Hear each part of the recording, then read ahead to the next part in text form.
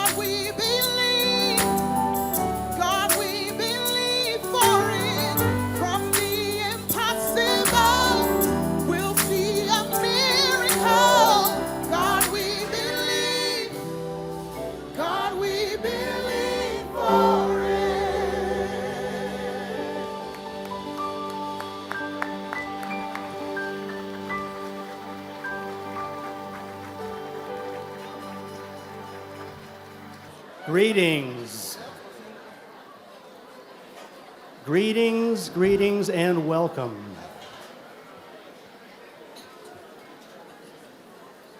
We are so happy to see you here today.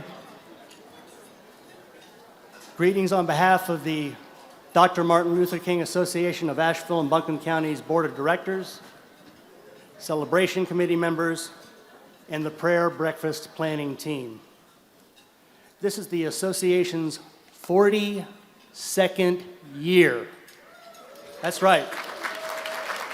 Of commemorating Dr. King's dream and legacy through our annual prayer breakfast.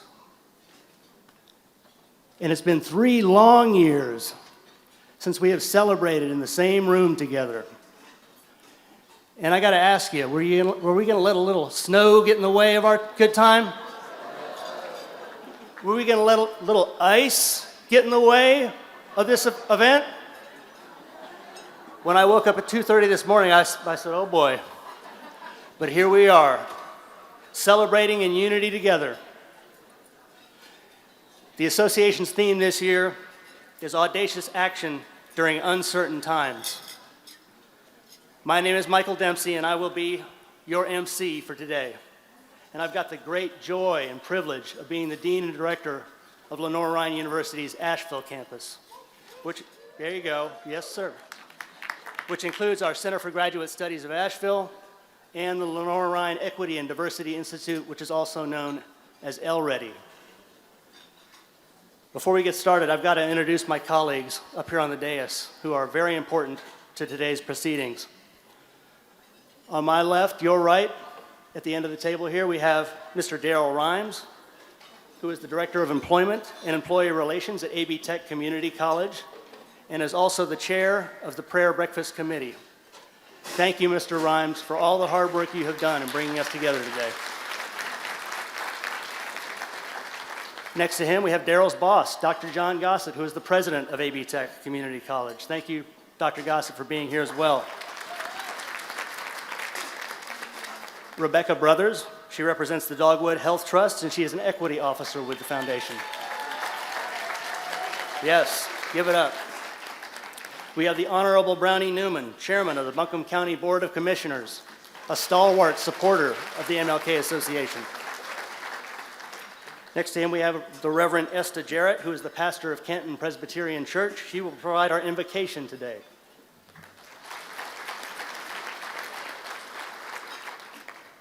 We also have Ty Russell. Ty, good to see you, sir. Nice to meet you. He's the evening anchor on WLOS TV, Channel 13. Our next person is a very special guest. Her name is Keshana Moore. Keshana is a 2022 MLK Association College Scholarship Awardee who is now attending NC Central University. Go Eagles!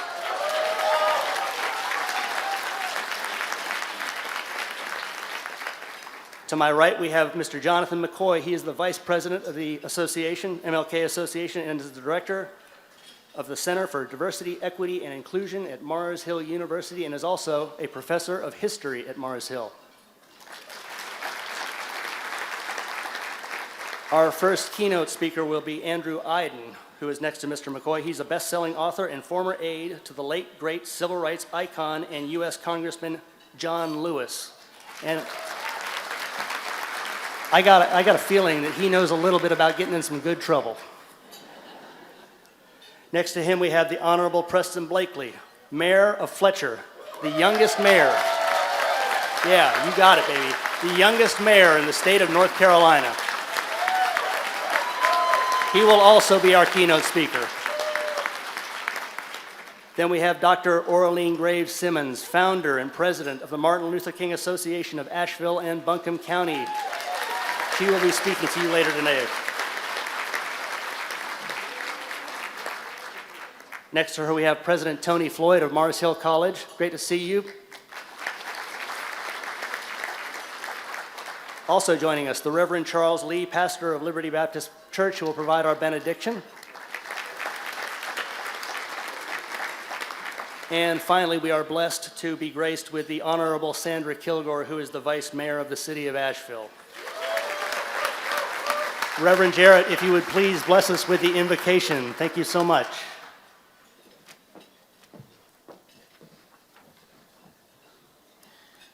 Thank you for inviting me to be part of this special event. I'm honored to be here with you. The last words of my prayer this morning will be a quote from a prayer by Miss Ophelia Cook of Macon, Georgia. She spoke these words of prayer before every Bible study that she led for decades.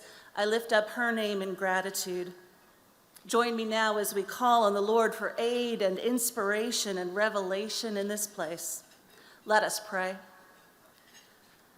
Holy God, we ask for your blessing as we come from different places with different agendas, carrying different burdens. We remember and celebrate Dr. Martin Luther King Jr. and all those who have gone before, who have worked faithfully for justice and who live now with you in love and in power. May this time today bring rest to those who have upheld a vision of the blessed community their whole lives and who now need healing themselves. May this time bring hope to those who have become cynical through grief and disappointment, for whom the pain of America is too sharp to bear. May this time bring discomfort and resolution to those who are in positions to make change. May this time bring unquenchable joy to those who are burning to act. Lord, bless our speakers this morning. May they be uplifted as they speak their truth. Grant them passion and encouragement in their message. Bless all of us gathered here. Make us supportive friends and colleagues. Make us fearless, honest, and kind, seeking not just revolution, but transformation. Now, Lord, in the words of Miss Ophelia from Macon, Georgia, make us real or make us nothing. Amen.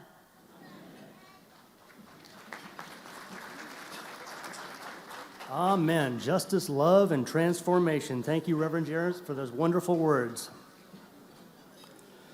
Soon we're going to keep the blessings flowing with a selection by the Just Us Unity Choir. You have heard them before the talks began, but I want to introduce you to them before they get started.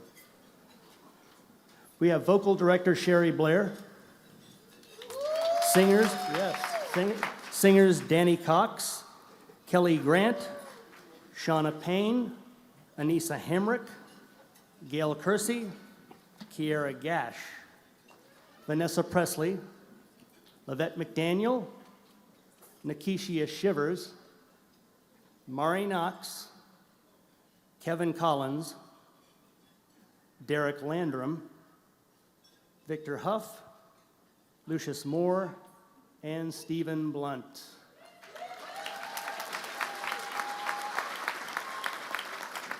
But wait, there's more. We have the music director and on keyboard, Antoine Crawford. On guitar, Dwayne Simpson. Playing percussion, Lorenzo Gilliam. On the bass, Derek Sandlin. And finally, on the organ, Terry Letman. Yes. The choir will now perform William Murphy's Just Us, which will feature Stephen Blunt and Victor Huff. Take it away, y'all.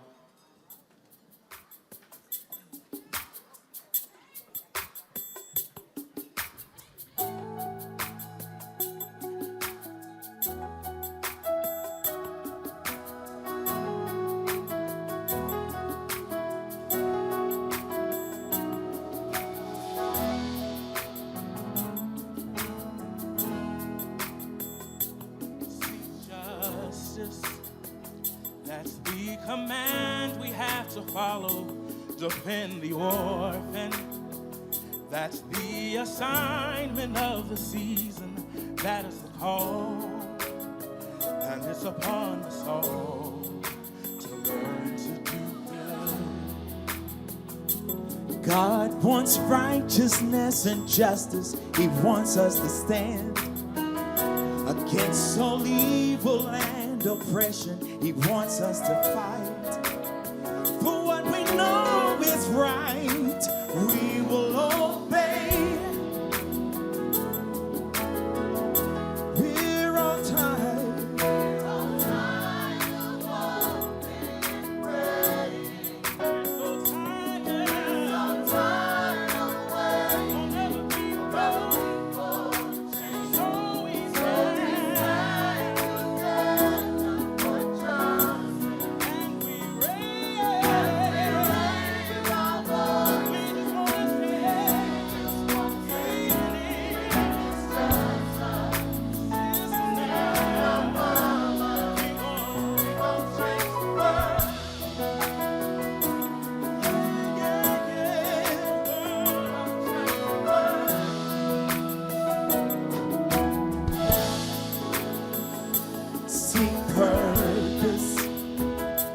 We can't waste another minute. Time is not waiting. We have to see the bigger picture. We're part of the crowd. So we shout it aloud. It's time for a change.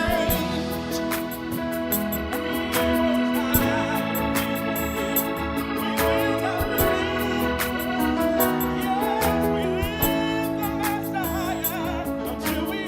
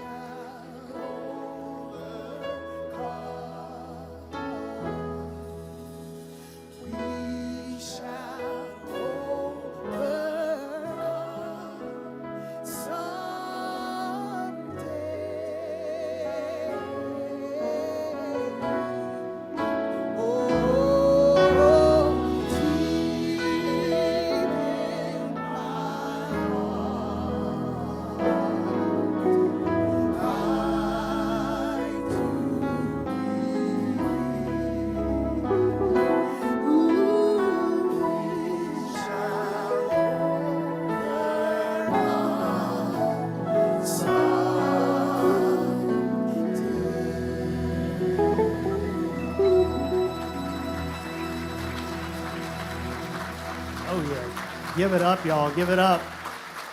Just Us Unity Choir. Change the world.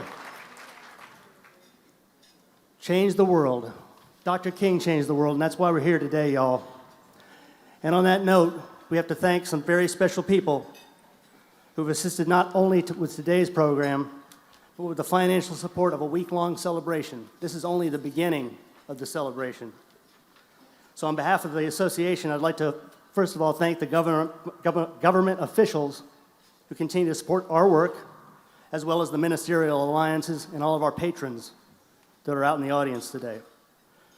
So in addition to Vice Mayor Kilgore and Commissioner Newman, we have many, many other public servants with us. So when I call your name, if you would stand briefly and be recognized, let us see that you are here. We're so blessed to have you. I'll start with Robin Ramsey, who is in Senator Tillis's office, U.S. Senator Tillis's office. Drew Christie, who is with Governor Cooper's office. We have with us today U.S. Congressman Chuck Edwards, who is with the Congressional NC-11. Thank you for being here, Congressman. Sarah Thornburg represents the Asheville City School Board. And I might also mention that she is a member of the association's board of directors. Thank you for being here, Sarah. Jesse Warren is also with the Asheville City School Board. We have Eric Ager with NC House 114. I think he's back here somewhere. There he is. Thank you, Eric. Rebecca Streimer with the Asheville City School Board. Holly Jones with Attorney General Josh Stein. There she is. Terry Wells, Buncombe County Commissioner. Terry, there she is. Terry. Kim Plemons with the Buncombe County Board of Education. Amy Churchill with the Buncombe County Board of Education as well. I bet they're sitting together. Yes, they are. Sam Sneed with the Buncombe Public Defender. Caleb Rudo, NC House Representative number 116. Caleb. There he is. Thank you, Caleb. Our sheriff, Quentin Miller, is in the house.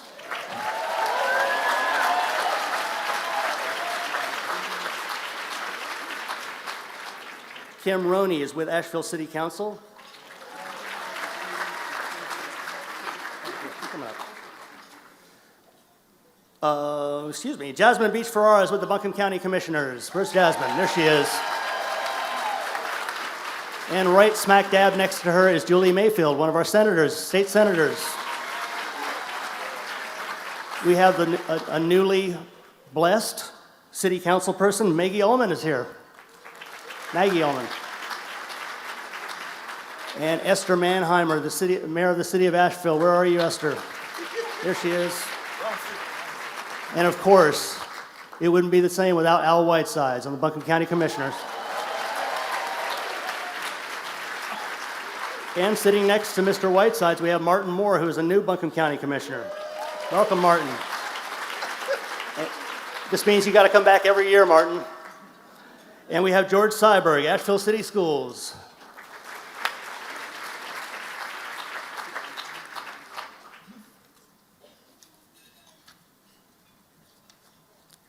Okay, I've got to also thank our sponsors. And when I thank these folks, please take a listen. This is absolutely a who's who of businesses in Asheville.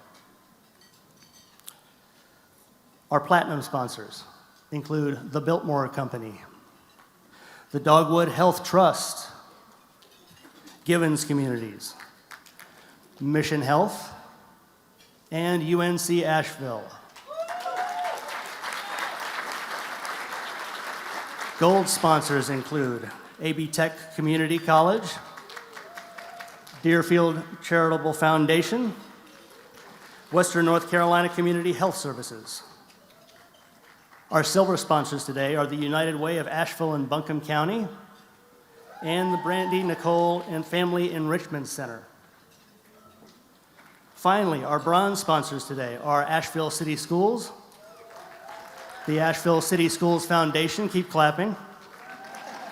The Buncombe County Democratic Party. Christ School. The Christine Avery Learning Center.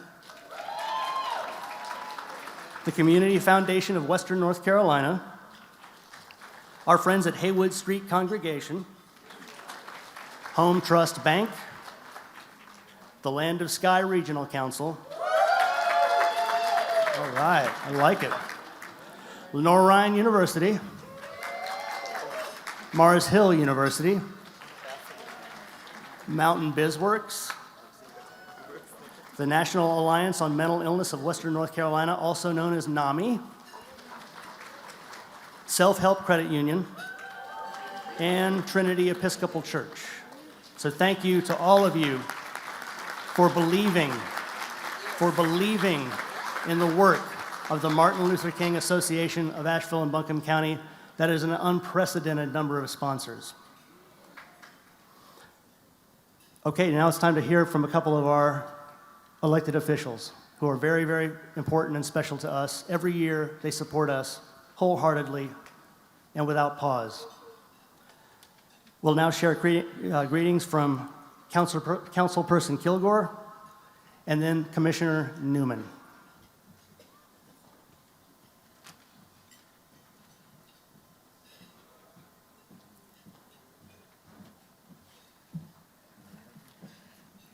Good morning, everyone.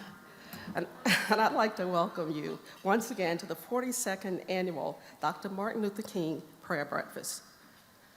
And this morning, when I actually had written out a few things to say, after being here, hearing the music and feeling the energy here, I just chucked all that.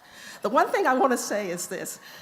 I am so happy to be able to be here and see all the beautiful faces that we have here in Asheville.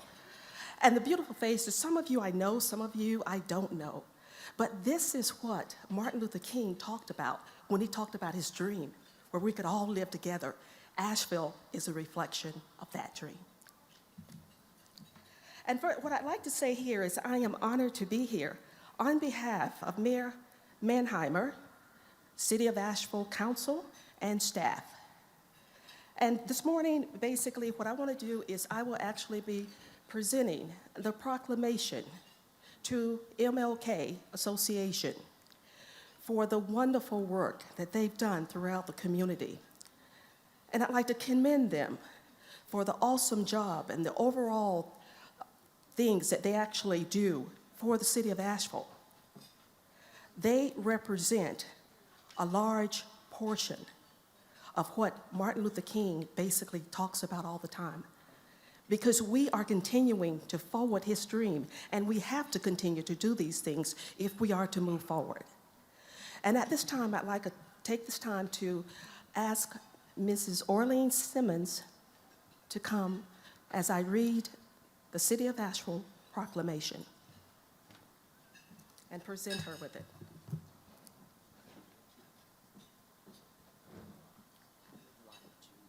I would like to share this with Darrell Ryan, our chairperson. Okay. So, okay, and Darrell Ryan, we'd like you to come forward as we read the proclamation.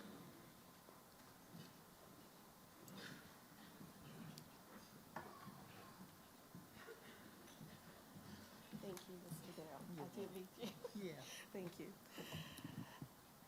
The City of Asheville Proclamation. Whereas Dr. Martin Luther King, Jr. dedicated his life to the American ideal that we can continue to achieve nonviolent social change. And whereas Dr. King admonished us that it's far better to love than to hate, to seek justice rather than revenge, and not condone those who profess hatred for any people, group, or race. And whereas Dr. Martin Luther King was a great orator and leader whose eloquent message influenced his country to integrate and resulted in the passing and signing of the Civil Rights Act of 1964 and the Voting Act of 1965.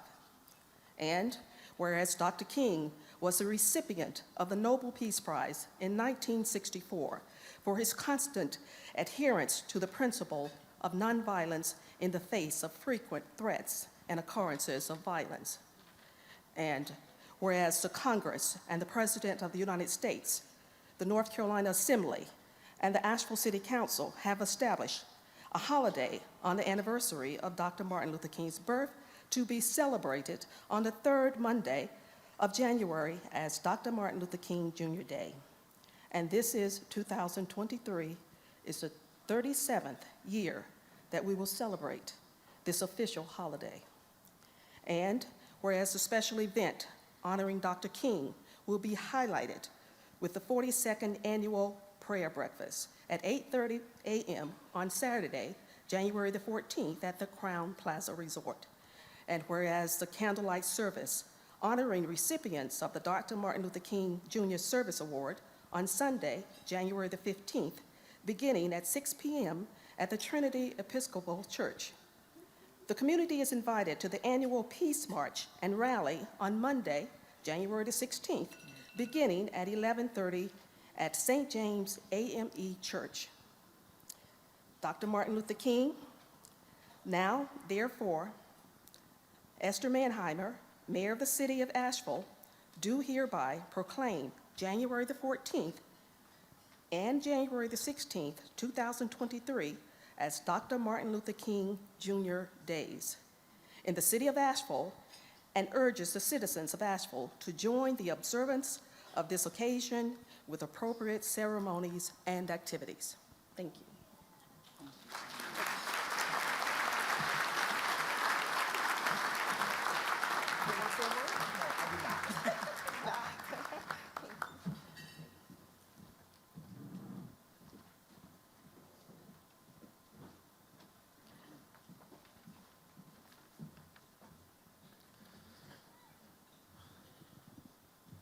Good morning. On behalf of all of the Buncombe County Commissioners, I want to welcome all of you to the annual Martin Luther King Jr. Prayer Breakfast. We gather together this morning to remember the life and legacy of a person who led the struggle to change our country for the better. Dr. King called on our society to own the highest principles that our nation was founded on for liberty, freedom, and opportunity for all, to move beyond our country's legacy and ongoing presence of racism and discrimination.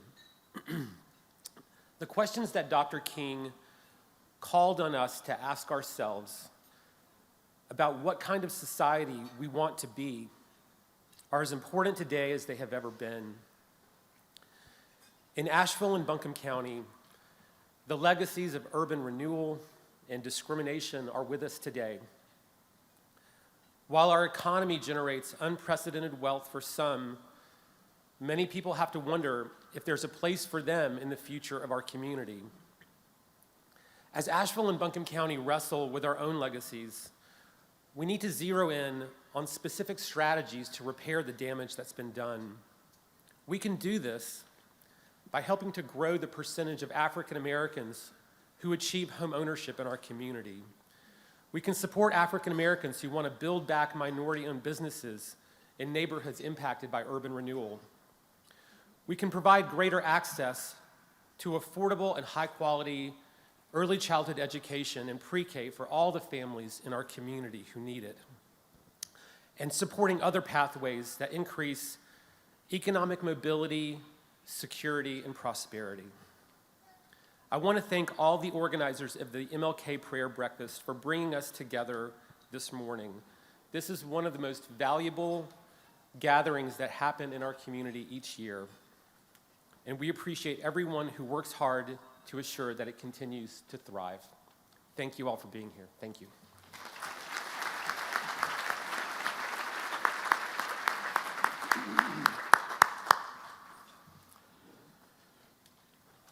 Thank you so much, Vice Mayor Kilgore and Chairman Newman. The county and the city are so important to what we do, and that proclamation is very, very important to the association. So thank you so much for that. Vice Mayor Kilgore just mentioned this, but I will say it again. The Martin Luther King Association is not just active on a Saturday in January. We are active year-round through our community outreach providing empowerment, COPE educational program that Mr. Jonathan McCoy oversees throughout the year, and also through our scholarship, our youth scholarship awards. And as chair of the association's scholarship committee, one of my duties is to focus on those scholarships for a few minutes during our program today. 2022 was a banner year for us. We awarded $36,000 in scholarships to 12 students. Thank you very much. 12 very deserving students, I might add, due to our great sponsors and the patrons who support our organization. And these students strive to emulate Dr. King's dream of racial equity.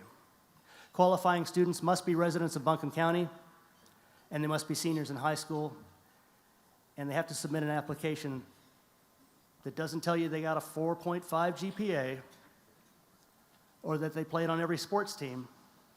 They have to submit an application that says how they demonstrate forwarding Dr. King's legacy through anti-racist activism, nonviolent protest, or community building.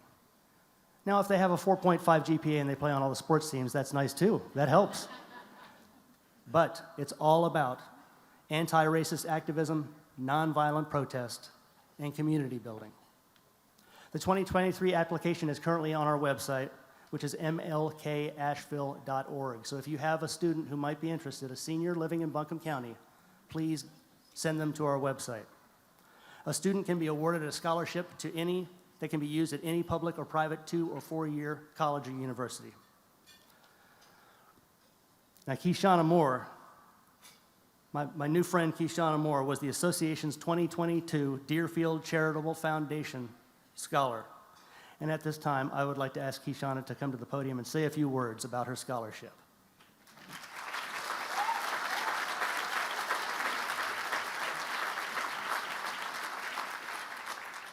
Good morning, everyone.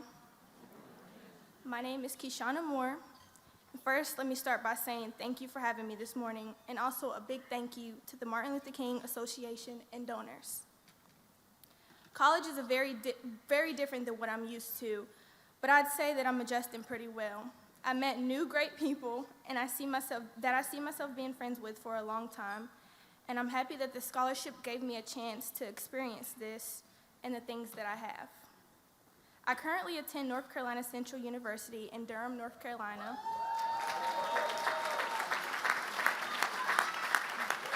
where I'm majoring in social work. Thank you. I'm looking forward to finishing my bachelor's degree and working with teens while pursuing a graduate degree with the ultimate goal of becoming a clinical social worker.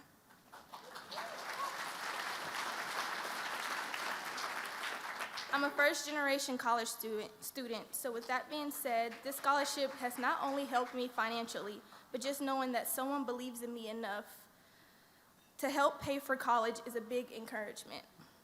This opportunity has made me realize that my goals are even closer than I once believed. I work smarter, I'm motivated, and even when times are tough, I don't give up. And I know that all of you believe in me, and I believe in me. So thank you again.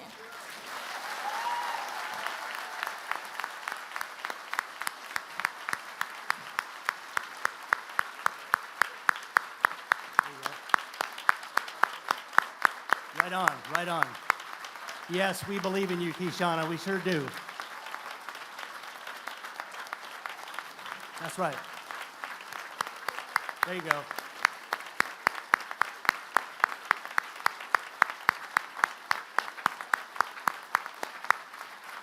And I want to thank Keshana because, you know, she's from Asheville, but she doesn't live in Asheville. She came all the way from Durham for this, and, you know, I know that some of her fellow NC Central Eagles are out there. You know who you are, and you're making them proud today, Keshana.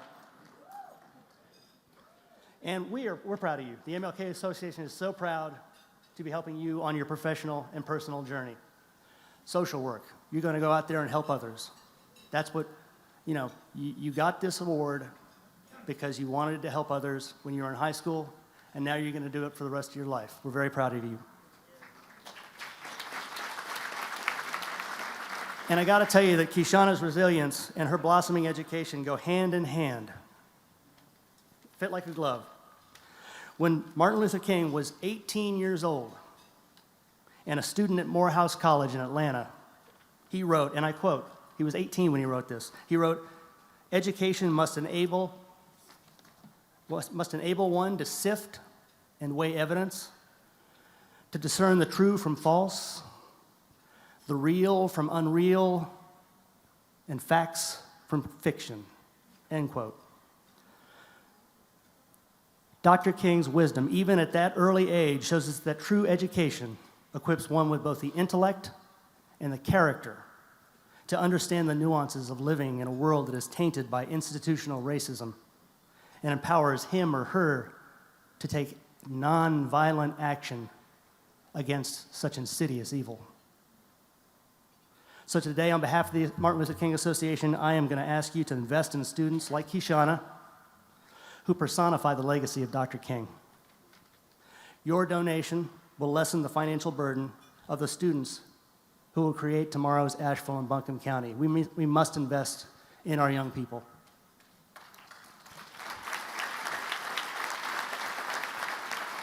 So when I'm in a meeting, I'm always saying, okay, what's the next step? Here's the next step. You can make a donation at mlkasheville.org, or even better, by using the pens, envelopes, and pledge cards that are on your table. You'll see them there. Collected funding is going to go straight to the MLK Association's Youth Scholarships. And ushers are going to be coming through during the next musical selection. So if you can hold up your hand, and someone will come by and pick up your donation. I'm going to ask you to give generously, y'all.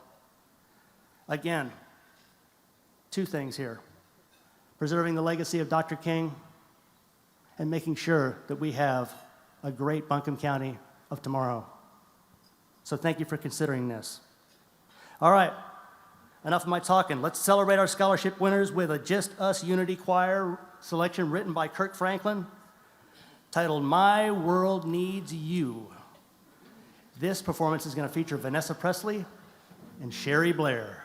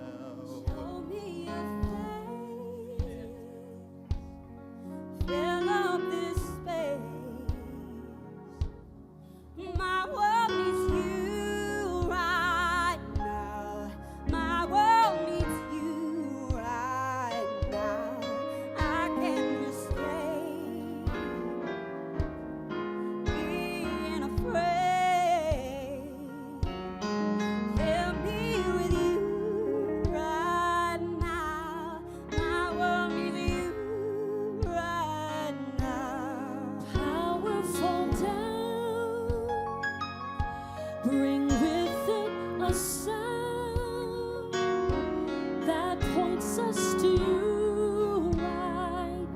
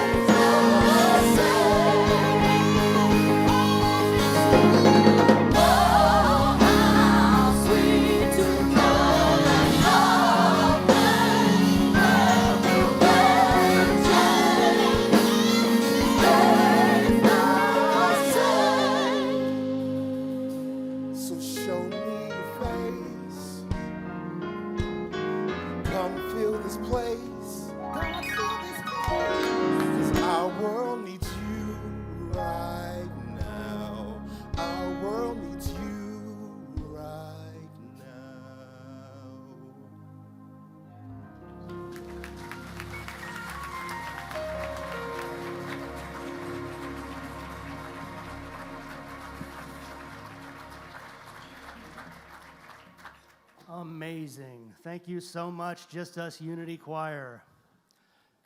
And you know, it's funny, the mind does wander.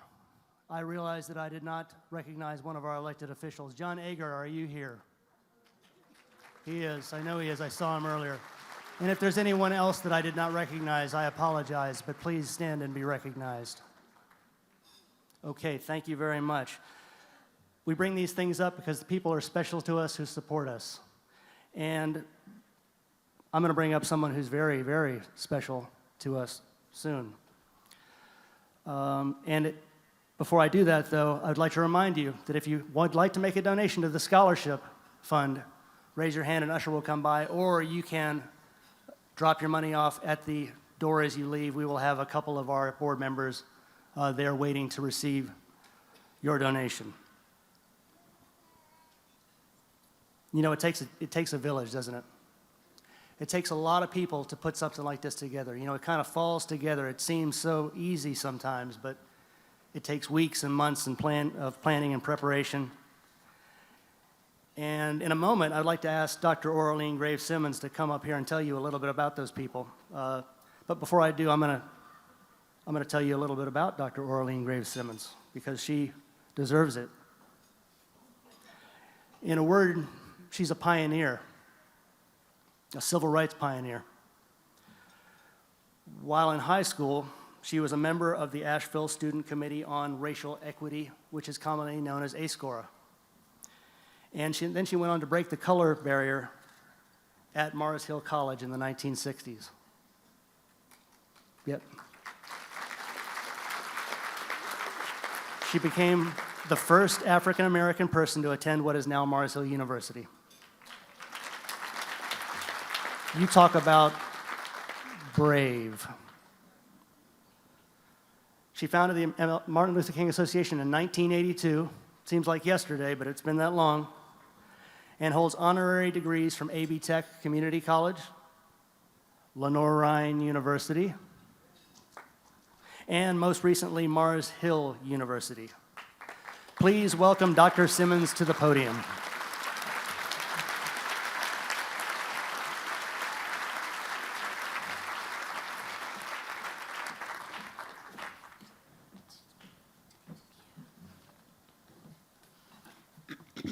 Good morning.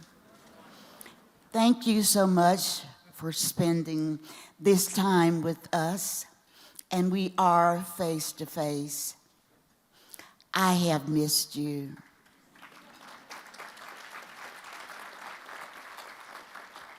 It is an honor and pleasure to recognize the officers of the Martin Luther King Association of Asheville and Buncombe County.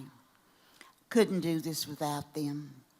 They are Jonathan McCoy, Vice President and Chair of the Community Outreach Providing Empowerment COPE Initiative, Dr. Monique Taylor, our Treasurer, Dr. Mike Dempsey, Board Secretary and Chair of the Association College Scholarship Committee. Other board members include Dale Ron, my darling Dale Ron, who is the prayer breakfast chair, Dr. Elizabeth Colton, who is the candlelight service chair, Vanessa Funderburg, who is the Peace March and Rally chair, David King, Jennifer Nielsen, Sarah Thornburg. Also, a special recognition for Dr. Joseph Fox.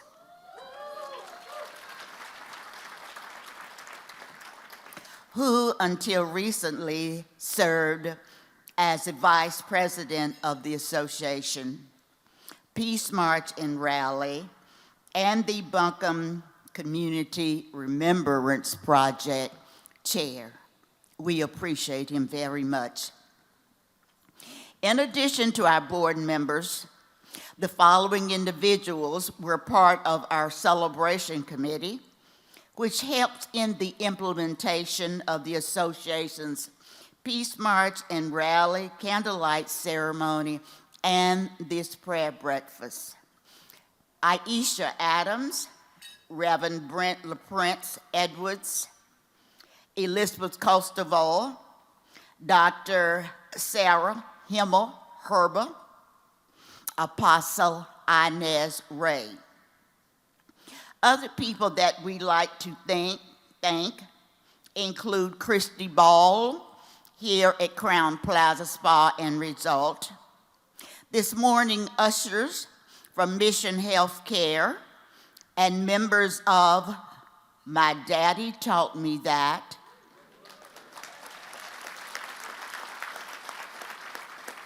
Kenyon Lake Program Director, and AB Tech Community College President, Dr. John Gossett. As you cross paths with these wonderful individuals, please make sure that you thank them for the hard work they continue to provide to move Dr. King's dream forward.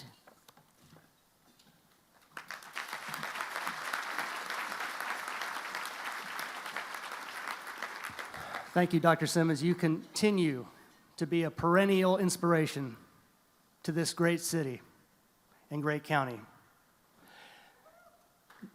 You can definitely clap for that if you would so desire. Now, you know there's an old saying that if you start naming people, you're going to leave somebody out. You know that one, right? Well, here I go again. I understand that our county manager is here, Avril Pinder. Avril? Where art thou? There she is. Thank you for being here, ma'am. Okay, the moment you have been waiting for. Our keynote speakers will be coming up, and they are going to be introduced by Mr. Jonathan McCoy, Vice President of the Association and of Morris Hill University. Mr. McCoy.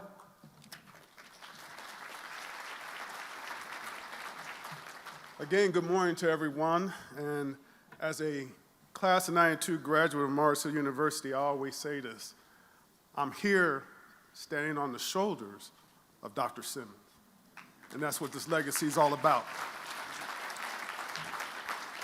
My purpose this morning is to introduce our speakers, is also for them to feel the energy in this room, for them to know why we're gathering here, to feel the energy that you got from the music we just had, and to let them know that you want to hear what they have to say. So before I get started, let's stand and give them an applause before we even get going for them taking the time to be here this morning.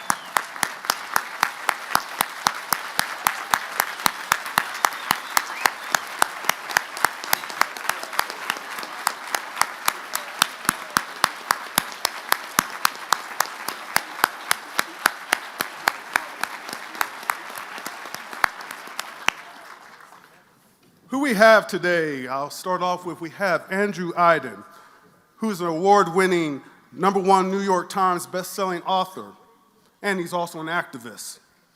He is a National Book Award winner, a Coretta Scott King Book Award winner, a Robert F. Kennedy Book Award winner, a Prince Award winner, a Seibert Medal winner, and a Walter Dean Award winner, but also a Carter G. Woodson Book Award winner, and a 3-time Eisner Award winner.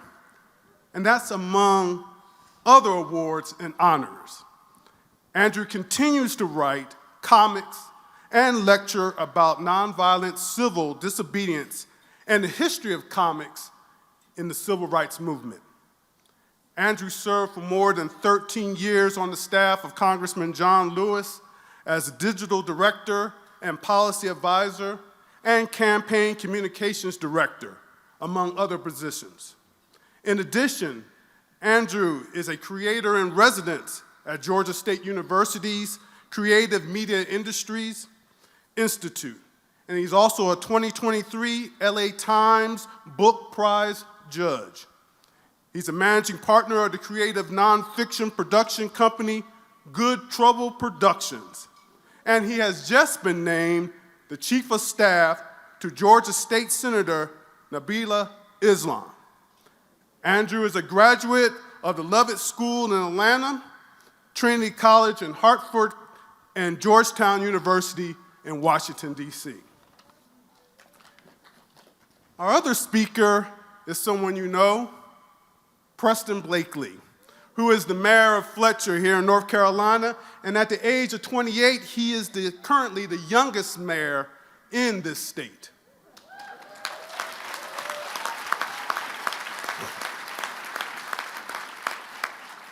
Born here in Asheville, he is a lifelong resident of Fletcher and is employed as a manager with the Quality Janitorial Group, which is a business owned and started by his parents, Jonathan, I like his dad's name, and Namora Blakely. Preston is a graduate of Asheville High School, who then went on. He then went on to earn a Bachelor of Arts degree in Political Science and African American and Africa Diaspora Studies from the University of North Carolina in Greensboro. He also earned his master's degree in Public Affairs from Western Carolina University. And while studying at Western, he served as a graduate assistant in the Public Policy Institute, which works with various public institutions to assist them in particular projects. He was named the most outstanding public affairs student in the public management at his graduation. Preston is a member of the Pen and Plate Club and also serves on the Land of Sky Regional Council Board of Directors. He also serves the Big Brothers and Big Sisters of Western North Carolina and Thrive of Henderson County. He was recently named by Governor Cooper to serve on North Carolina's Task Force for Equity and Criminal Justice. These are your speakers for the 2023 Martin Luther King Prayer Breakfast. Let them feel the energy.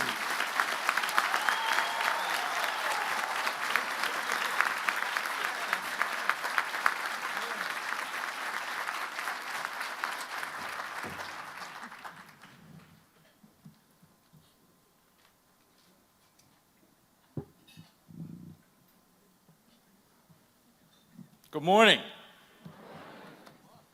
Are we in church today?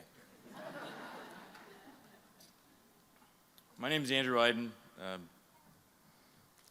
was an embarrassing list. I apologize for that. First, let me thank Dr. Orlean Simmons. Your friendship, your kindness, your service has changed this community in ways I think we were only beginning to understand. So thank you.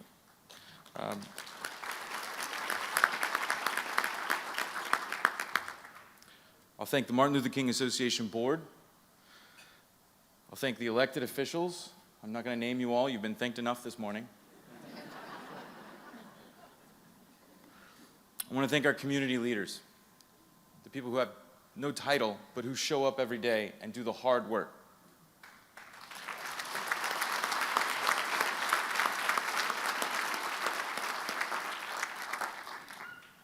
And perhaps most dear to my heart, I want to thank our educators.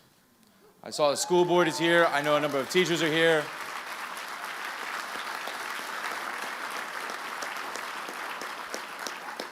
There has never been a more difficult time to be in America's classrooms. It's not your fault. Thank you for sticking with us. We will get through this.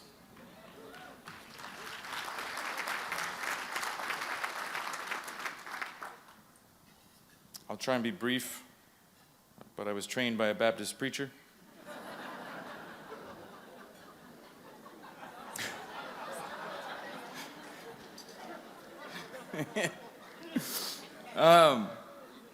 All right. It's an honor to be with you today to celebrate the life of Dr. Martin Luther King Jr. and the legacy of the civil rights movement. But it's a particular honor to be here in Buncombe County because of the role that Western North Carolina played in my own journey. For those that don't know me from that long introduction, I served on Congressman John Lewis's staff for nearly a decade and a half. But perhaps more of you know me for what Congressman Lewis and I did outside of the office. We wrote comic books. And if it wasn't for Western North Carolina, that never would have happened. You see, it all started just down the road, down Hendersonville Highway at the old Piggly Wiggly. I would come here during the summers to visit my grandmother. My grandfather was the mailman in Edneyville. I was raised by a single mother. My father had left when I was very young. He was a Turkish immigrant. I never really knew him. Although in fairness, he did show up one time when he saw me on television. We were not friends. My mother was an incredible woman. She was smart, she was persistent, she was creative, she was tough. She didn't take any guff from anyone. And so raising me by herself, because I take after my mother, was not easy. And that meant that in the summer she would send me up to my grandmother's house. And I loved coming to my grandmother's house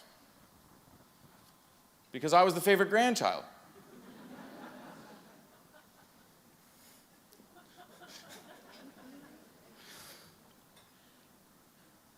And if you knew anything about my mother and my grandmother, they both loved to read. There were books all over the house.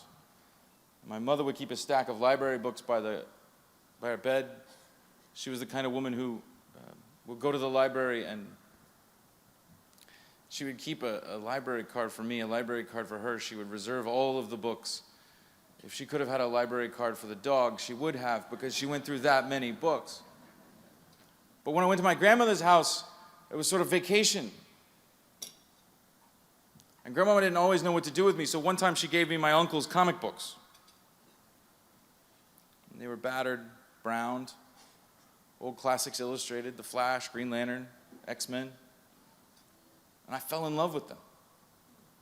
My grandmother couldn't understand why I wouldn't go anywhere else. After that, she labeled me an indoor kid. Then the next day, and then later that week, we went to the Piggly Wiggly. That was where Grandmama did her shopping. And there was a spinner rack. My grandmother very kindly asked me, "Would you like one?" I got all excited, and there it was, Uncanny X-Men 317 with the lenticular cover. It was the Phalanx Covenant saga. Anybody? I got one. I got one over there. But that comic book changed my life. And as the congressman would say, the rest is history. I became a lifelong comics reader. I loved the stories because they were about people doing the right thing simply because it was the right thing to do. And as I started attending comic conventions, I'm just really selling my cool factor here, I came to love the people who made them. It was incredible to me to be able to see people who are able to survive, to make a living simply based on the power of their ideas, and then to inspire young people like me. Somebody said Stan Lee down here. I'll tell you my John Lewis meeting Stan Lee story in a little bit. He called him Stanley. We're going to have fun. And then I went on, I graduated from college. One summer day, I was working on John Lewis's campaign. And he mentioned to me about a comic book that had played a role in the civil rights movement. And it was something I'd never heard of. It was called Martin Luther King and the Montgomery Story. Sold for 10 cents. It was published in December of 1957. It was this beautiful studio house style, 1950s. And I remember after he told me about it, I went home that night and I looked it up on the internet. A gentleman by the name of Ethan Persoff had posted it online. It was published by an organization called the Fellowship of Reconciliation, the national organizing director of which lives in Asheville.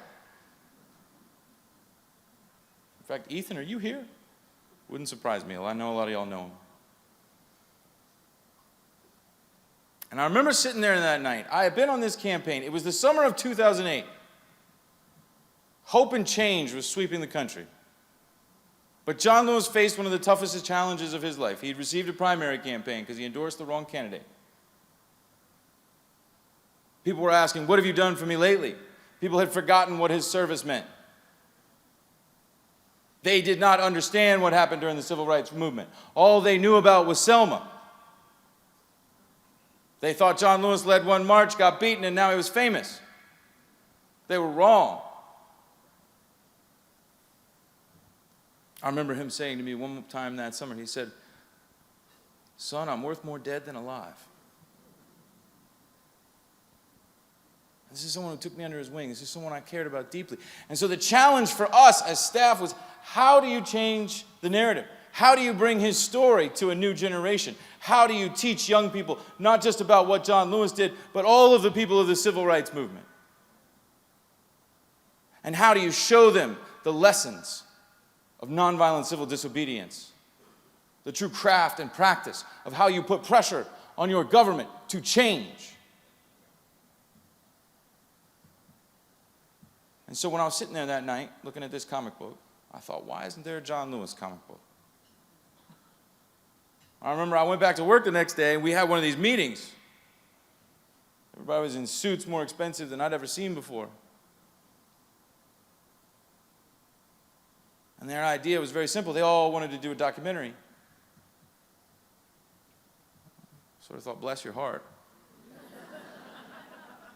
And I remember I raised my hand like a schoolboy and I said, "Congressman, I think you should write a comic book." Yeah, I get a little chuckle. I just got silence. Dead silence. Everybody looked at me. Congressman kind of leaned in a little bit, sympathetic. And he said, well, maybe. There's a lot of politicians in this room. Y'all know what that means. The more I thought about it, the more it made sense. So much of my life had been shaped by this medium. And much like John Lewis, it had been underestimated. People didn't understand its power. And so I kept asking, and I kept asking. Finally, one day, the congressman and I were campaigning over off Wallace Road down by his house in southwest Atlanta. We saw a flash of lightning. And you got to understand, there's two things about John Lewis that he was afraid of. And only two: snakes and thunderstorms. Just growing up in southern Alabama, both of which will kill you. And so before that thunder actually rolled, John Lewis had taken off in a suit at a full sprint back to the car, leaving us all carrying his campaign signs, wondering what had just happened. And we took off after him. And by the time the rain started to fall down, we all dove into his car, seven of us in a 5-seater. And the rain's coming down on the roof, and I'll never forget it. Patta, patta, patta, patta. One of my interns says, "Ask him about that comic book again. He can't go anywhere now."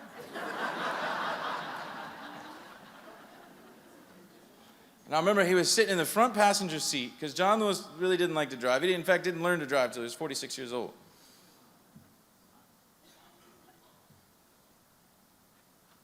And he turned and he looked at me and he got that grin. You've seen that grin. It's in the mug shots.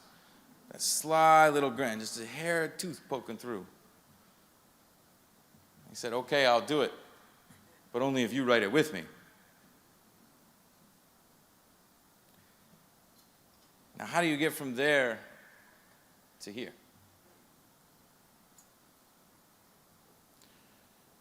We didn't have agents. We didn't have anybody who really even believed in the idea. I do believe the one person who had my back was Mrs. Lewis, the congressman's wife. She passed away in December of 2012, just before the book was released. But she was a librarian at the Atlanta University Center. Librarians have saved my life more than once. And she understood the power of a medium such as comics. And so we started. We worked nights and weekends. I would call the congressman on the phone. I would interview him. Sometimes he would fall asleep on the phone. Sometimes I would fall asleep on his phone. When John Lewis and I would do this speech together, I would make a joke about him snoring and then turn to him and say, "No, you don't snore, sir." And it's those moments where I really miss him. We used to have so much fun on stages like this. And so we worked. Countless publishers said no. We finally found a tiny publisher in Atlanta, all 4 people, including the website, or the warehouse guy. And that's where we started. We found a great artist by the name of Nate Powell. And we started to tell the story. And one of the things that meant was reading a lot of primary documents. I grew up in Atlanta. I'd been to the King Center. But I will tell you this, when I read those documents, when I read the after-action reports, when I read the meeting minutes, I learned a whole different truth. That the civil rights movement we are told about, the dream that is preached to us, is not what Dr. King fought for. It is not what John Lewis fought for. They give us a bland truth. They smooth over the details, and they do not show us what it is that they wanted. They wanted to change the laws. They wanted to change the policy. They wanted financial equality.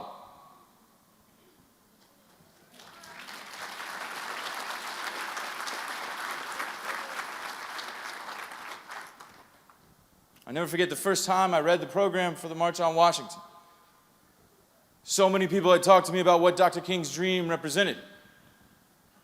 So many people had said that it was about love and brotherhood and judging someone by the content of their character. Well, I can tell you this, read the program. Look at the receipts. Because what Dr. King was fighting for, what all 10 of those speakers on the podium that day were fighting for, what John Lewis and A. Philip Randolph and Roy Wilkins and Whitney Young were fighting for on that day was very simple. They wanted a living wage. If you looked at the math that they put in that program, it is the equivalent of nearly $20 an hour in today's wages. If you do not support that, don't tell me you support Dr. King's dream.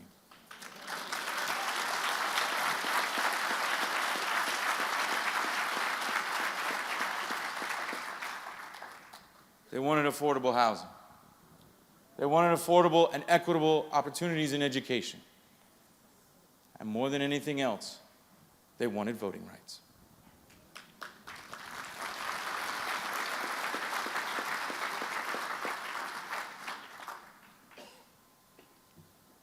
But there was another part of the March on Washington that has always stuck with me.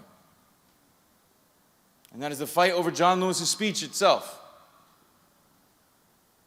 Jet magazine in September of 1963 called John Lewis the militant radical.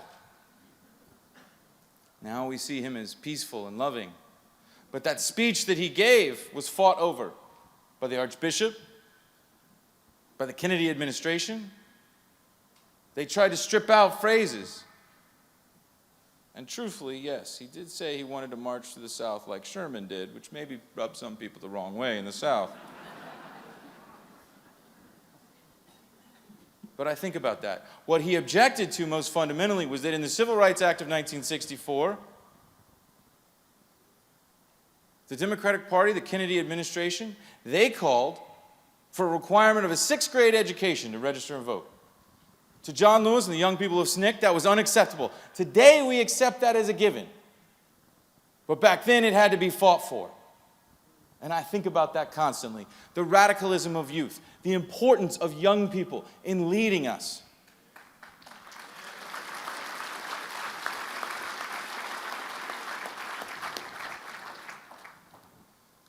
Ultimately, that was stripped out of the bill. John Lewis and colleagues succeeded, but some of his words stick with me today. It was John Lewis who said, "They're talking about slow down and stop. We will not stop. All of the forces of Eastland, Barnett, Wallace, and Thurman will not stop this revolution. If we do not get meaningful legislation out of this Congress, the time will come when we will not confine our marching to Washington. We will march to the South, through the streets of Jackson, through the streets of Danville, through the streets of Cambridge, through the streets of Birmingham. But we will march with the spirit of love and with the spirit of dignity that we have shown here today. And by the force of our demands, our determination, and our numbers, we shall splinter the segregated South into 1,000 pieces and put them together in the image of God and democracy. We must say, wake up, America, wake up! For we cannot stop, and we will not and cannot be patient."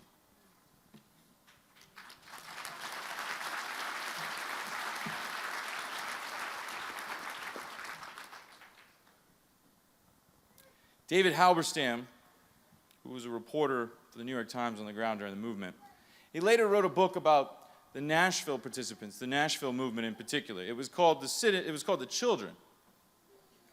And to understand the movement, you must understand how important Nashville and the Nashville movement was. You must understand the young leaders that came from it. Mentored by the Reverend Jim Lawson, they began the test sit-ins in December of 1959. But those extraordinary children became the heart and soul of the movement. I raise this because when we remember Dr. King, we must not only remember Dr. King, the leader, but we must remember Dr. King, the mentor. Because it was from those young people that Dr. King brought forth a generation of leaders that carried the movement through some of its darkest days and far beyond Dr. King's all too brief life. It was Diane Nash. It was James Bevel. It was C.T. Vivian and Bernard Lafayette. And yes, it was John Lewis. They kept the Freedom Rides alive in 1961 after the bus was burned in Anniston, Alabama. And they kept it alive when death was almost certain. They shaped the March on Washington, and they survived the Mississippi Freedom Summer. And in January of 1965, 3 months before Bloody Sunday, when the movement converged on a small town in Dallas County, Alabama called Selma, each and every one of them was there. It was the young people. It was the children. But what we must remember too, what I remember when I think about John Lewis, is that he spent the rest of his life working to nurture the next generation of extraordinary children. I know this because he said yes to my own radical idea. I know this because he brought me into a world rarely experienced by a child from my station who spent his formative years on the other side of Terry's Gap. He brought me with him on stage. He told the world I was like a son to him. And together we brought his story and his lessons to generations yet unborn. And we made a little history on our own. Now, after the congressman died, you gotta understand, my mother and my grandmother died 8 weeks apart. And I came out here to take over the family farm. 3 years later, John Lewis died too. I would come down here on weekends. I was still serving on his staff. He would make fun of me. He said, "Boy, I spent my whole life trying to get off the farm, and now you're trying to go back." So when Congressman Lewis passed, I didn't know where else to go. So I came out here. I moved to Edneyville, North Carolina.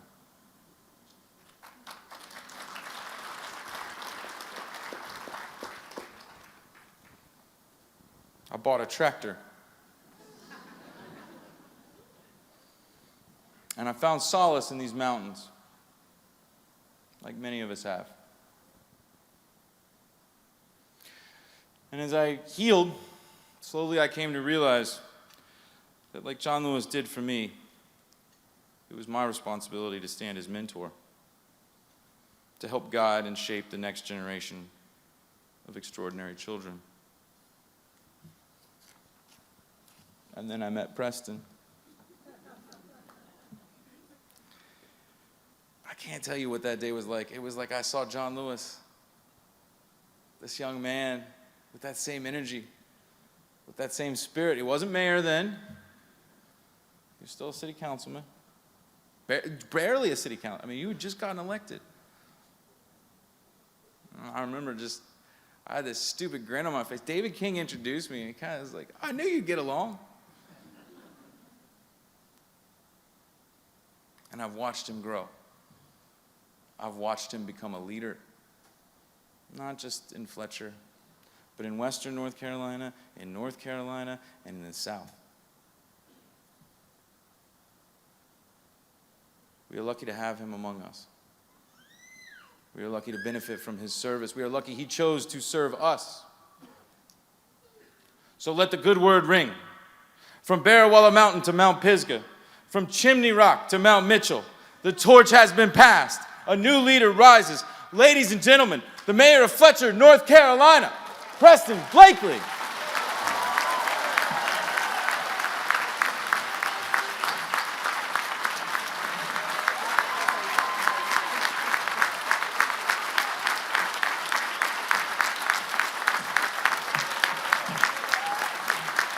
Thank you.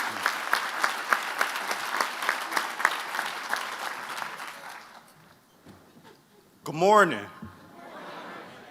I'm gonna go off script for just a second because this is one of those full circle moments. I've missed nearly none of these breakfasts in the entirety of my life. And there's one thing that I've noticed every year that I come, and I was walking around the building this morning, and I noticed that same thing. Everybody always looks so dapper, and even in the snow, everybody looks great. Y'all look great, and I'm so thankful to be here. Anyways, Andrew and Dr. McCoy, thank you both for those kind words of introduction. And I must tell you all, I'm incredibly pleased to be here today. I'm honored to be in the presence of all of you here in our community. However, I am a bit biased. I'm especially fond of my dear friend who just spoke, Andrew Iden, and of my wonderful grandmother. Maybe some of y'all didn't know this. My wonderful grandmother, who many of you know, was Dr. Orlean Anderson Graves Simmons.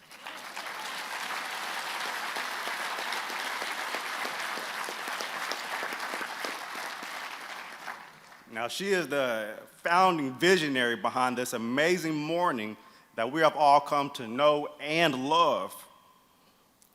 And I also want to be sure to thank the board of the Martin Luther King Jr. Association of Asheville and Buncombe County and all of our Western North Carolina community for having us here today. Thank you. Now,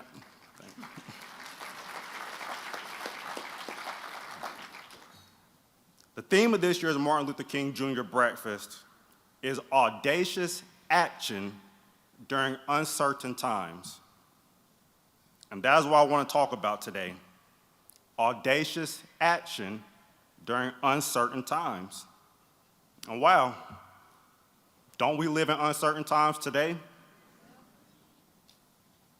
Every single election feels more important than the one before.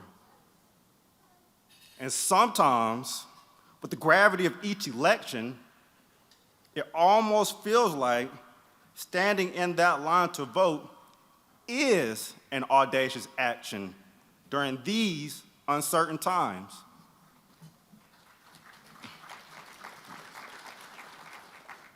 But could you imagine if the audacious action you partook in was delivering a speech about a dream at the Lincoln Memorial in 1963 as Dr. King?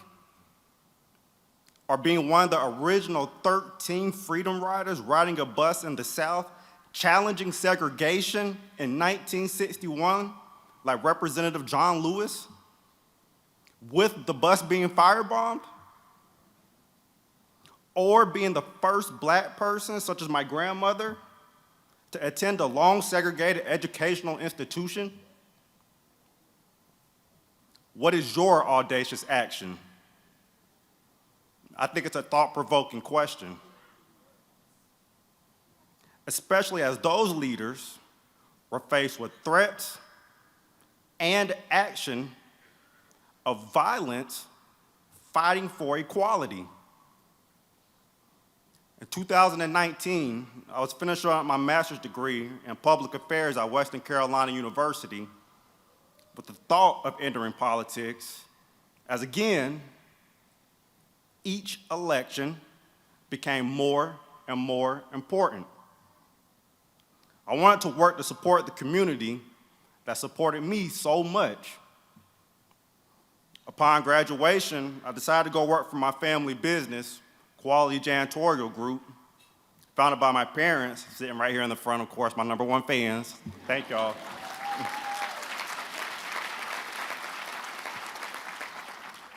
I love them. I do. It was founded by my parents in 1990, and I continue to work for Quality Janitorial to this day, and I'm forever grateful. However, I still knew that I wanted to be involved in my community in other ways, preferably, as crazy as it may sound, in politics. So a couple of months into working with my family business, the idea of running for Fletchertown Council was presented to me. I thought about this possibility over several days, and really several days was about 2. It was a weekend. And then I made my decision to run. Now, it was hard. I had 0 campaign experience, but I learned along the way. I knocked on doors with my family and my community. I made phone calls, sent postcards, hosted events, and expressed thanks. The whole 9. And it paid off. With 70% of the vote, and at 25 years old, I was elected. Thank you.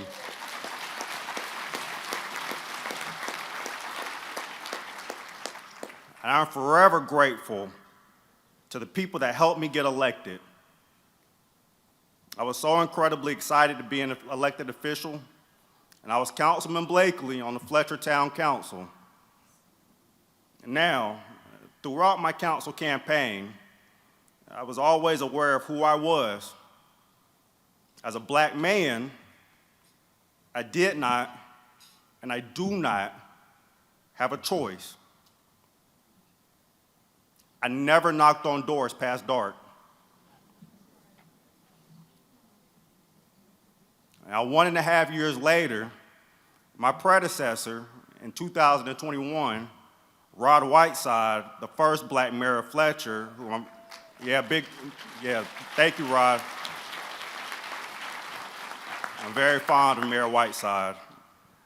He decided he wasn't going to run for re-election, so I ran for mayor in 2021.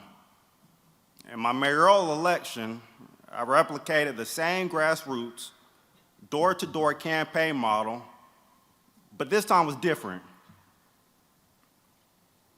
This was the most divisive election that the town of Fletcher has ever seen. And if I'm being honest, I felt some uncertainty about my audacious action of running for mayor. And I still never knocked on doors past dark. But I was quickly reminded, days before the election, that even knocking on doors during the day did not grant me immunity. The day prior to Election Day, my mother and I were in separate neighborhoods. We're putting out door hangers, reminding residents to vote. And I'll never forget, she called me. My mother called during our work and alerted me that individuals were putting out flyers about me on the doors of residents. However, she never got a chance to see them. However, I finally saw them. And when I finally did, I was stunned. In fact, I would say I was shaken. I stopped and I read the flyer over and over again. The flyer was full of dog whistles. I would go as far as say that these individuals brought out the bullhorn. I read the flyer once more, leaving it where it hung, and the flyer whistled loudly that a 27-year-old black man wanted to be mayor, and that could not happen. I walked to my car, truthfully holding back tears, but with my head held high,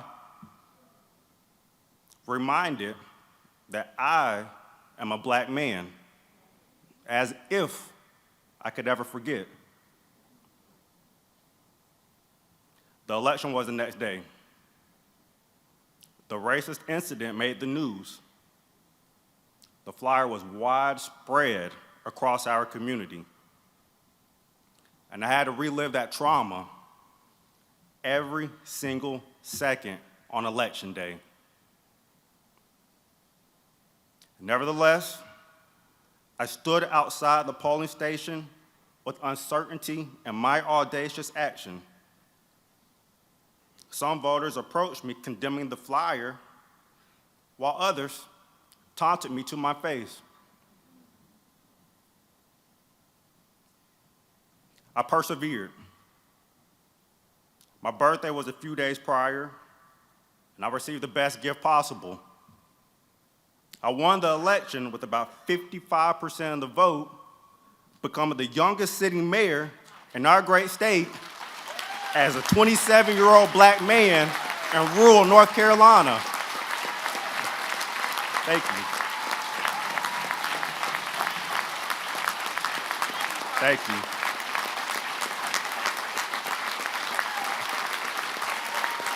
Thank you.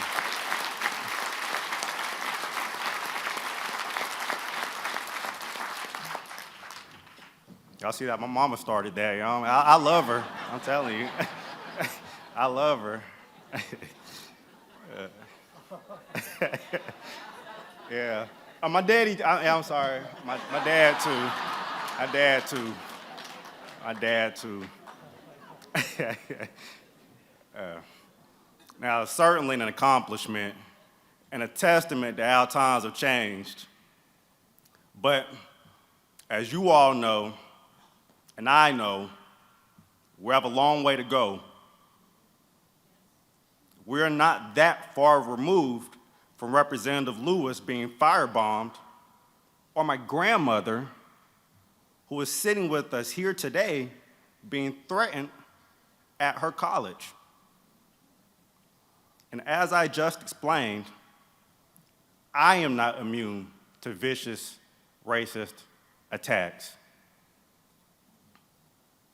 And although I won the election, I felt an unrelenting bitterness seep into my system. However, I began to reflect on the teachings of Dr. King and others that came before him, before me. In Dr. King's 1957 sermon, The Birth of a New Nation, he referenced what he called the beloved community. And Dr. King said, the aftermath of nonviolence is the creation of the beloved community. The aftermath of nonviolence is redemption. The aftermath of nonviolence is reconciliation. The aftermath of violence, however, are emptiness and bitterness. Those were Dr. King's words. He went on to add, this is the thing I'm concerned about. Let us fight passionately and unrelentingly for the goals of justice and peace. But let's be sure that our hands are clean in this struggle. Those were the words of Dr. King. And what I and all of us here have to realize is that we are still fighting for that beloved community and still striving towards the goal of justice and peace. Listen, there is no time to be bitter. And sometimes we have to let our hearts speak louder than our brains because there is work to be done. The beloved community is one where we are all respected, one where we have access to health care, housing, and food. Our beloved community is absent of poverty, prejudice, and hate. It is an equitable community. Dr. King, Representative Lewis, my grandmother, and so many of you here all help strive towards the beloved community so that we can stand on their shoulders today by their audacious action.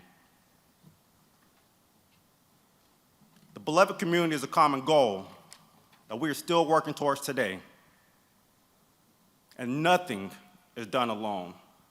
And it will take every single person in this room to achieve our common goal.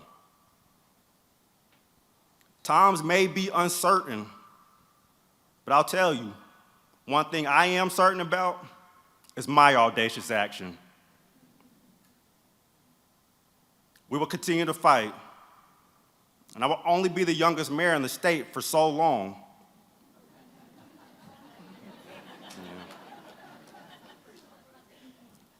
Because others will come along. So, before we leave this room today, begin considering what your audacious act will be. And I will keep that same torch lit that those before us fought for, and I will hold that torch with you all, because we all deserve justice and peace. God bless. Happy Martin Luther King Jr. Day, and thank you.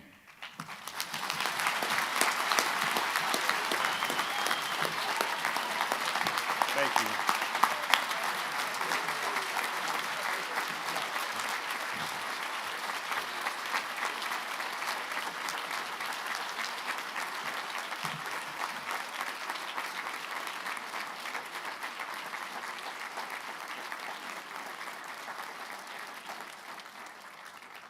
Wow. Thank you, Andrew and Mayor Blakely. You've accomplished so much, but the cool thing about this is I can't wait to see what happens next. Now, how do you follow that? I've got two important announcements. One is that Andrew Aiden's books are for sale back there, so as you leave, if you are interested, and he's going to sign. He will be signing. So, yeah, he will be there. You can shake his hand and tell him what you thought of his speech. My second important announcement is if you have a white Kia, license plate KCH 5200, you left your lights on.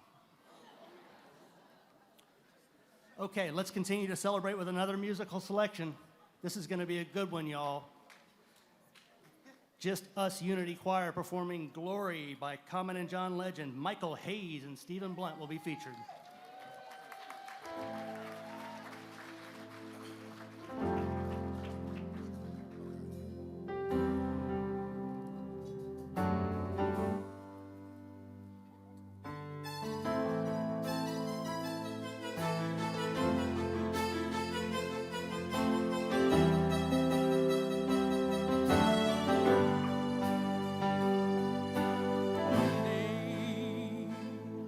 When the glory comes,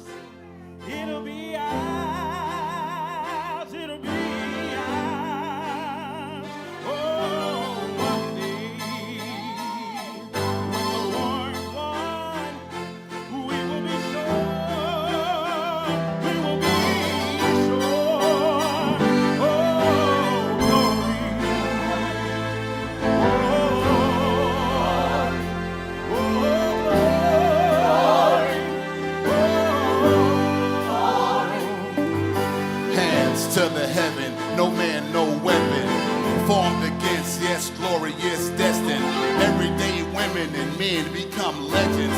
Sins that go against our skin become blessings. The movement is a rhythm to us. Freedom is like religion to us. Justice is just a position in us. Justice for all just ain't specific enough. One son died, his spirit is revisiting us. True and living in us. Resistance is us. That's why Rosa sat on the bus. That's why we walking through Asheville with our hands up. When it goes down, we woman and man up.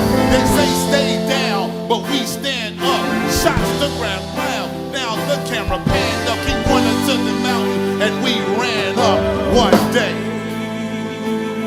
When the glory comes, it'll be ours, it'll be ours. Oh, one day, when the war is won, we will be sure, we will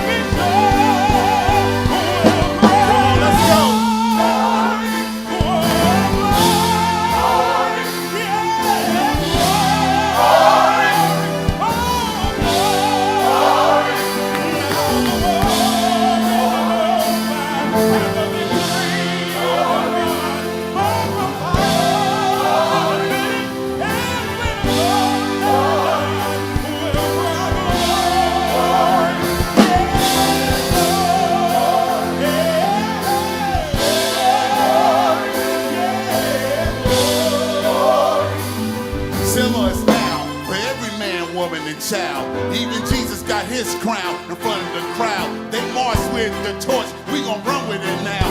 Never look back, cause we done ran hundreds of miles. Doctor rose, he rose, and he became a hero. Facing the League of Justice, the power was the people. The enemy is lethal, a king became regal. Saw the face of Jim Crow under a bald eagle. The biggest weapon is to stay peaceful. We sing, the music is the cuts that we bleed through. Somewhere in the dream, see we had an epiphany. No one can win the war individually. It's the wisdom of the elders and the young people's energy. Welcome to the victory. This is the story. This is the story. This is the story. I see the Lord. I see the coming of the glory. Let's go.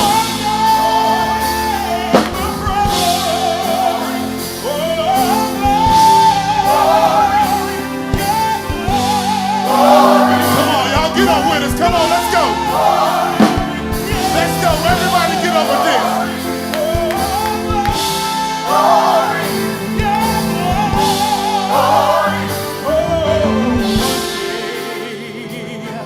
When the glory comes, it'll be ours, it'll be ours.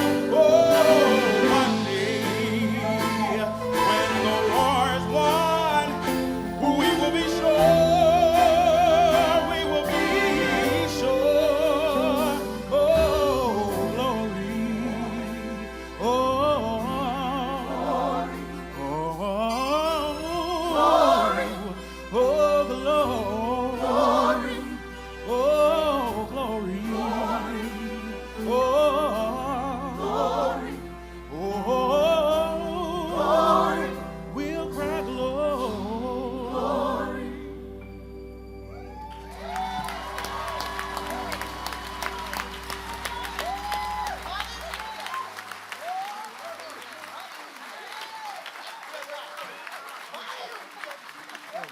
Oh yeah, can you feel it?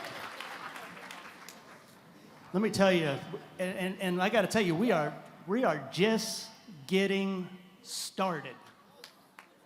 This is the first event of the weekend. Can you believe it? So I have many, or two other things I want to invite y'all to, and I expect all of y'all to show up. So please be there. Tomorrow at 5:30 p.m., we will be at Trinity Episcopal Church for our annual candlelight service and community awards ceremony. It's a very, very solemn, special event. And it starts at 5:30. I must make that very clear. It says 6 p.m. in your program today, and that was erroneously printed. So 5:30 tomorrow at Trinity Episcopal Church on Church Street in downtown Asheville, 5:30 p.m. tomorrow. On Monday, this is a good one. We're going to hold our annual Peace March and Rally. Things will kick off at 11:30 a.m. at St. James AME Church, which is located on Hildebrand Street in the East End neighborhood. Then we will march to Pack Square. We're at about 12:30 p.m. We'll hear several inspirational speakers, and we'll have lots of music. It'll be a lot of fun. It's on Monday, starting at 11:30, St. James AME on Hildebrand Street. If you join us for the march, please bring non-perishable food items. We want everyone to come out and give to those who are perhaps less fortunate than we are. We're going to provide the food to Manna Food Bank and the St. James AME East End Valley Street Food Pantry. You can also make a financial contribution if you come. Make the check out to St. James AME and put Food Pantry in the notation. It will go directly to that cause. I want to reiterate that Andrew Iden and Preston Blakely, I understand, will be back there to receive you if you so wish to meet them and talk to them. And I bet you do. It's going to be a long line. So again, I got to thank everyone for coming out today and sharing with us in unity. This is what it's all about. It's the beginning of the weekend. We got 2 more days of this, and we hope that you have been inspired by both of our keynote speakers to take audacious action during uncertain times.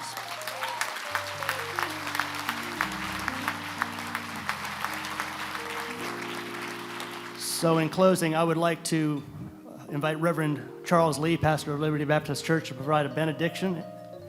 And that will be followed by, I hope you all know, you got to know this one. It's the Diana Ross classic, Reach Out and Touch Somebody's Hand. Feel free to stand up and praise and join in with the choir during that anthem. But first, Reverend Lee, if you would provide us with the benediction, sir. And thanks again for coming out, folks.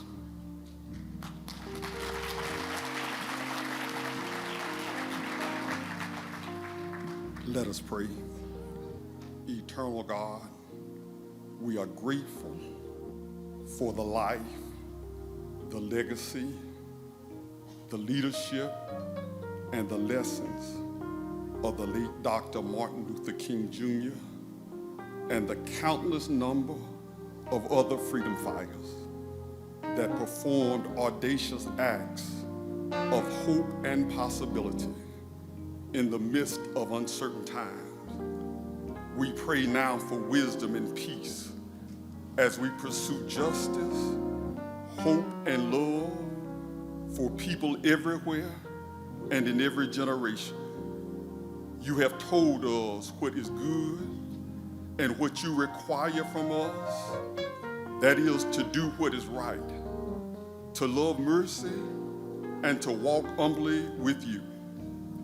Now we ask that the grace of Jesus Christ and the love of God and the sweet communion of your Holy Spirit be with these your people as we depart. For we ask it in your Son's precious name. Amen.